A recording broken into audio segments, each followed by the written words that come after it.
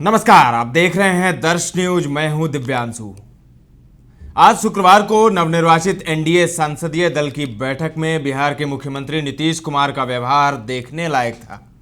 अगर आपका political orientation NDA की ओर है तो शायद पुरानी संसद के सेंट्रल हॉल का ये दृश्य देखकर आप भाव विभोर भी हो सकते हैं। मुख्यमंत्री नीतीश कुमार ने जिस तरह पीएम मोदी के सम्मान में अपने भाव व्यक्त किए वो कुछ ऐसा ही था। उत्तर प्रदेश के मुख्यमंत्री योगी आदित्यनाथ शायद उस वक्त कुछ ज़्यादा ही भावुक हो गए थे। उनकी आंखें डबडबाई हुई महसूस हो रही थी। नीतीश कुमार नरेंद्र मोदी के प्रति जो विश्वास दिखा रहे थे, उनके शब्दों से उसे समझा जा सकता है। वो मोदी के नेतृत्व में पूर्ण आस्था दिखा ही रहे थे। ये भी चाहते थे कि बस जल्दी शपथ ग्रहण भी हो जाए। उन्होंने कहा कि मैं तो चाहता हूँ अभी शपथ ग्रहण हो जाए, पर आप जब चाहें हम आपके साथ हैं।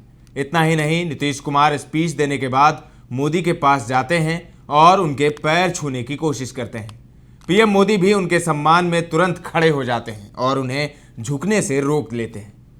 देश के दो सम्मानित नेताओं का यह मिलन वास्तव में अद्भुत था, पर विरोधी हों या समर्थक सभी नीतीश कुमार के इस जेस्चर को देखकर अचंभित हुए। उम्र के लिहाज से दोनों में ज़्यादा फर्क नहीं है। नीतीश कुमार पीएम मोदी से महज 6-7 महीने ही छोटे हैं, लेकिन राजनीतिक हलकों में कहा जाता है कि नीतीश कुमार को समझना मुश्किल ही नहीं, नामुमकिन है। आइए देखते हैं वो कौन सी बातें हैं जिसके चलते नीतीश कुमार आज नरेंद्र मोदी को लेकर इतने विनम्र नजर आ रहे थे। नंबर 1, इंडिया गठबंधन से कुछ मिलने की बहुत उम्मीद नहीं। नीतीश कुमार सत्ता के बहुत महीन खिलाड़ी हैं। कुर्सी उनको बहुत दूर से दिखाई देती है। जहां तक बीजेपी के धुरंधरों की नज़र नहीं पहुंच सकती, उसके आगे तक देखने का नज़रिया उनके पास है। उन्हें बहुत पहले पता लग गया था कि इंडिया गठबंधन अभी सत्ता से कोसों दूर है। इसीलिए ही उन्होंने मौका देखकर एनडीए की ओर पलटी मार ली थी। वो जानते हैं कि अभी भी इंडिया गठबंधन में इतने दावेदार हैं कि वहाँ पीएम और डिप्टी पीएम के लिए बहुत मारामारी है। इंडिया गठबंधन अगर सरकार बनाती भी है तो उसके आर्किटेक्ट कई होंगे।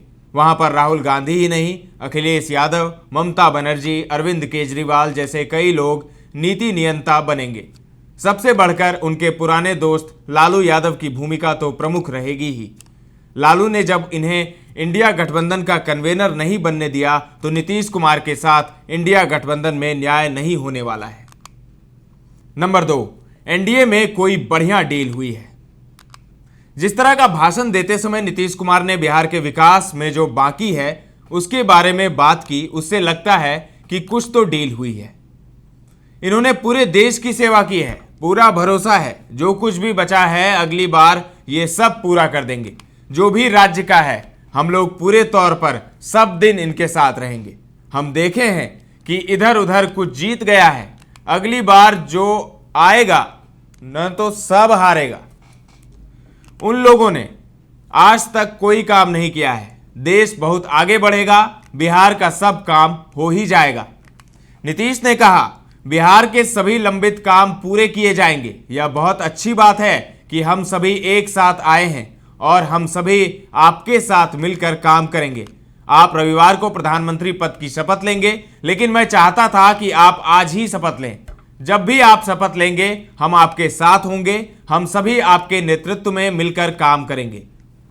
बिहार के सभी लंबित काम पूरे किए जाएंगे। इस वाक्य से उन्होंने यह संदेश दिया है कि कुछ तो डील हुई है। पिछले दिनों बिहार के राजनीतिक दलों में एक बात की बहुत चर्चा है कि नीतीश कुमार के बेटे को भी राजनीति में एस्टैब्लिश करना है। हो सकता है कि इस बात पर भी कोई प्लान बी तैयार किया गया हो। नंबर 3, बहुत पुराने संबंध मोदी और नीतीश के। नीतीश कुमार और नरेंद्र मोदी के बीच बहुत अच्छे संबंध रहे हैं। हाँ, ये भी रहा है कि बीच बीच में नीतीश कुमार रूठ जाते रहे हैं, पर इसका कारण इतना राजनीतिक रहा है कि नरेंद्र मोदी ने भी कभी उसे दिल पर नहीं लिया। यही नीतीश कुमार के लिए भी रहा है। नरेंद्र मोदी से उनकी जब भी दूरी बनी उसका कारण राजनीतिक लाभ ही लेना था। व्यक्तिगत रूप से दोनों के बीच ऐसा कोई कारण नहीं था जिसे दुश्मनी का आधार मान लिया जाए। नीतीश कुमार ने नरेंद्र मोदी का उस समय साथ दिया जिस समय उनकी पार्टी के लोग भी उनके पक्ष में बोलने को तैयार नहीं थे।